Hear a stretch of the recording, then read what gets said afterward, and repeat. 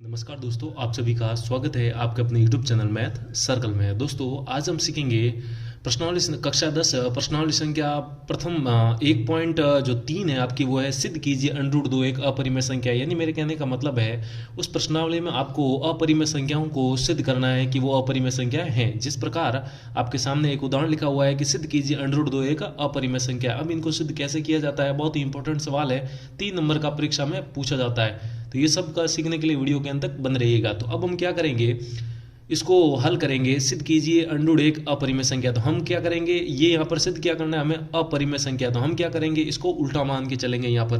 तो देखिएगा, ध्यान रखिए, माना √2 एक परिमेय संख्या है। ठीक है, हमको उल्टा मान के चलना है कि √2 एक परिमेय संख्या है। ठीक है, परिमेय संख्या है। अब आप जानते हैं कोई भी अगर संख्या परिमेय होती है तो उसको हम P/Q के रूप में लिख सकते हैं। तो यहाँ पर मैं P/Q की जगह A/B लिख रहा हूँ। ठीक है, तो मैं यहाँ पर लिख सकता हूँ √2 बराबर A/B, जहाँ हाँ याद रखिएगा ये जो ब्रैकेट में लिख रहा हूँ ये वेरी वेरी इंपॉर्टेंट है। A एंड B क्या होगी, आपस में सअभाज्य संख्या है। क्या है आपकी, सअभाज्य संख्या। अब सअभाज्य संख्या क्या होती है, वह संख्या है जिनका मतलब कितना हो, एक हो। यानी कि ये A और B आपस में एक दूसरे किसी भी संख्या से कटते नहीं है। ठीक है, A और B में किसी भी संख्या का भाग नहीं जाता है, सअभाज्य संख्याएं हैं। ठीक है, सअभाज्य संख्या है। ठीक है, संख्याएं हैं लिख देते हैं आप। तो √2 बराबर कितना हो जाएगा आपका, A/B हो जाएगा, जहाँ A और B हमने क्या मानी है, सअभाज्य संख्या। अब हम क्या करेंगे, इसके बट्टा में 1 मान सकते हैं और क्रॉस गुणा करवा दीजिए। ये A 1 से गुणा हो जाएगा तो कितना हो जाएगा, A बराबर √2 B से गुणा होते कितना हो जाएगा, B गुणा √2 हो जाएगा। ठीक है, इतना कर लेंगे आप। सबसे पहले आपको क्या करना है, अपरिमेय सिद्ध करना है, तो हमें परिमेय मान के चलना है। परिमेय मानेंगे तो √2 को हम A/B के रूप में लिख सकते हैं, जहाँ A और B आपस में क्या हो जाएंगे, सहभाज्य। और यहाँ पर एक और कंडीशन, B आपका जो हर है वो 0 नहीं होना चाहिए, ये जो B है ये 0 नहीं होना चाहिए, जहाँ A B सहभाज्य संख्या है। ठीक है, A बराबर क्या है, B गुणा √2 हो जाएगा। ठीक है, इसको क्रॉस गुणा करने पर अब हम क्या करेंगे, इस √2 को हटाने के लिए दोनों तरफ क्या करना पड़ेगा, आपको वर्ग करना पड़ेगा। ठीक है, तो हम यहाँ पर लिखेंगे दोनों तरफ वर्ग करने पर। तो आप ऐसे सिंपल लिख लीजिए, दोनों तरफ वर्ग करने पर। ठीक है, दोनों तरफ वर्ग करने पर। वर्ग करने का मतलब है दोनों तरफ घात कितनी लगा देना, 2 लगा देना। ये इसके ऊपर भी 2 और B गुणा √2 के ऊपर भी कितना लग जाएगा, 2 लग जाएगा। ठीक है, A² का तो आपस में क्या हो जाएगा, A² बराबर, और ये B के ऊपर भी इसको लग जाएगा और √2, क्योंकि घातांक नियम हम जानते हैं कि A गुणा B के ऊपर M होता है, होल पावर।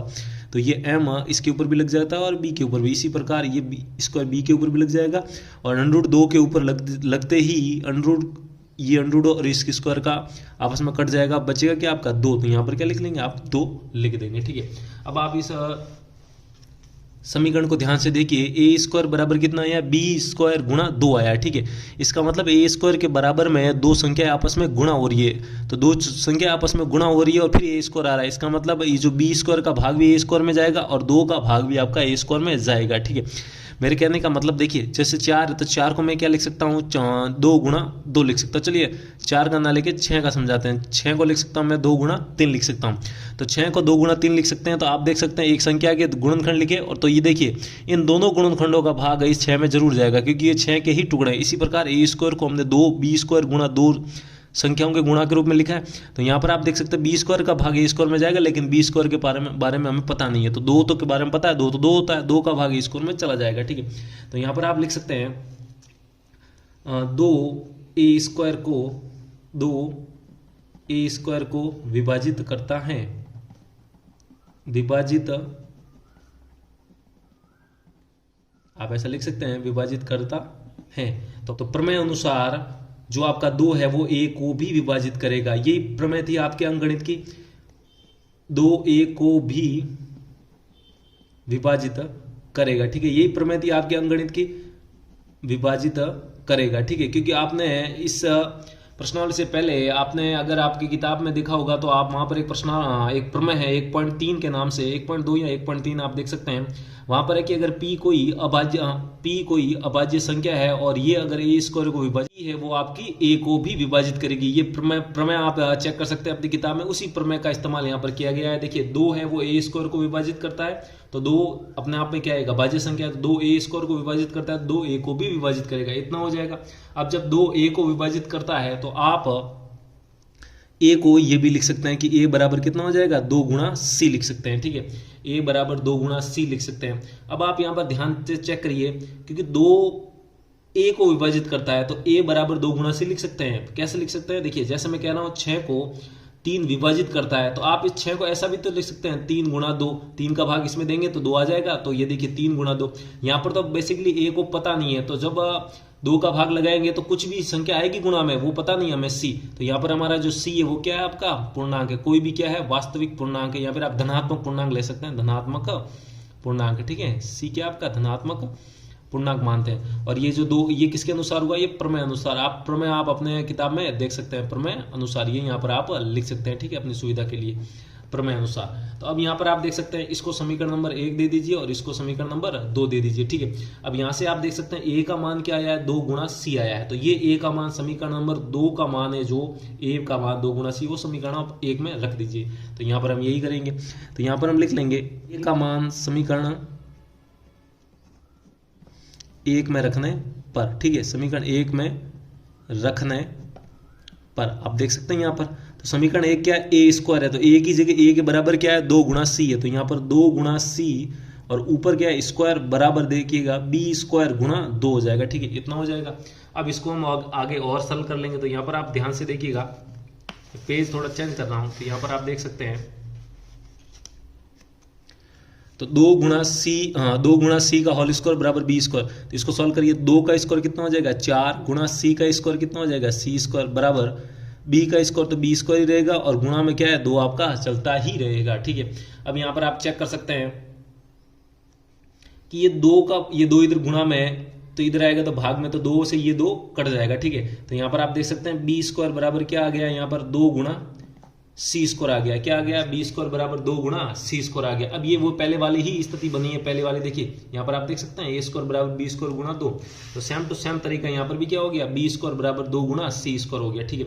अब यहाँ पर आप देख सकते हैं b स्क्वायर है, उसको क्या लिख सकते हैं 2 गुणा c स्क्वायर, जैसा कि मैंने अभी पिछली बार समझाया था कि 6 को मैं 2 गुणा 3 लिख सकता हूँ, तो 2 का भाग 6 में जा रहा है, तो इसी प्रकार जब मैं b स्क्वायर बराबर 2 गुणा c स्क्वायर लिख रहा हूँ, तो 2 का भाग b स्क्वायर में भी जा रहा है और c स्क्वायर का भाग भी b स्क्वायर में जा रहा है। ये बात आपको समझनी पड़ेगी, तो यहाँ पर b स्क्वायर बराबर 2 गुणा c स्क्वायर, तो मैं यहाँ पर लिख सकता हूँ 2 b स्क्वायर को विभाजित करता है, 2 b स्क्वायर को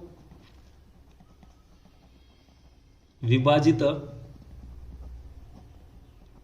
करता है, तो 2 b को भी विभाजित करेगा, किसके अनुसार, प्रमेय 1.3 या 1.2 जो भी आपकी किताब में, उसके अनुसार 2 b को भी 2 b को भी विभाजित करेगा। तो ये यहाँ पर लिख सकते हैं आप, 2 b को भी विभाजित करेगा। अब आप यहाँ पर ध्यान देख सकते हैं कि शुरुआत में हमने क्या माना था, a और b अभाज्य संख्या है। यहाँ पर देखिए शुरुआत में हमने क्या माना था, √2 बराबर a बट्टा b है, जहाँ a और b क्या है आपकी अभाज्य संख्या। इसका मतलब a अभाज्य संख्या क्या होती है, वह प्राकृत संख्या है जो जिनका मतलब एक हो, यहाँ पर जिसमें समान संख्याओं का भाग न जाए। तो a और b में किसी भी समान संख्या का भाग नहीं जाना चाहिए, ठीक है नहीं। इसमें भी अगर इसमें 2 का जाता है तो इसमें 2 का जाता है, तो ये सहभाज्य नहीं होगी, तो 2 का दोनों में नहीं जाना चाहिए। तो अब यहाँ पर आप ध्यान दीजिए, यहाँ पर इस लाइन को ध्यान से पढ़िए, क्या आया है, 2 a को विभाजित करता है, मतलब 2 का भाग a में जाता है, ऊपर वाली संख्या a में जा रहा है, ठीक है। और अभी जो हमने यहाँ पर लाया वो क्या है, 2 b को b विभाजित करता है, इसका मतलब 2 का भाग है वो b में भी जा रहा है, और यहाँ पर आप देखिए 2 का भाग a में भी जा रहा है। तो ये कैसे हो सकता है, क्योंकि शुरुआत हमने क्या माना था, a और b सहभाज्य, मतलब कि दोनों में किसी भी समान संख्या का भाग नहीं जाना चाहिए, जबकि यहाँ पर तो भाग जा रहा है। तो हम यहाँ पर क्या लिखेंगे, जो कि मतलब ये चीज, ये 2 b को विभाजित करता है और 2 a को विभाजित करता है, तो जो कि हमारी कल्पना के विरोधाभास है। अब विरोधाभास है, इसीलिए √2 एक अपरिमेय संख्या है, क्योंकि हमने परिमेय तो मानी थी, इसलिए अंडर 2 एक अपरिमेय संख्या है। अब अपरिमेय संख्या है क्यों? क्योंकि शुरुआत में हमने क्या माना था? परिमेय माना था। देखिए यहां पर ध्यान दीजिए, यहां पर पढ़िए, अंडर 2 को हमने परिमेय माना था, जबकि ये तो सब जितना सॉल्व किया है 2 ए को विभाजित कर रहा है, ए बी सहभाज्य माने थे तो 2 ए को विभाजित करता है और 2 बी को विभाजित करता है। एक सेम संख्या दोनों को विभाजित कर रही है तो वो दोनों आपस में ए और बी सहभाज्य नहीं है, जबकि हमने तो सहभाज्य माने थे। तो ऐसा इसलिए आया क्योंकि हमारी जो ये कल्पना है वो क्या है? गलत है, यानी कि जो कि हमारी कल्पना के विरोधाभास है। तो ये विरोधाभास कल्पना क्या थी हमारी?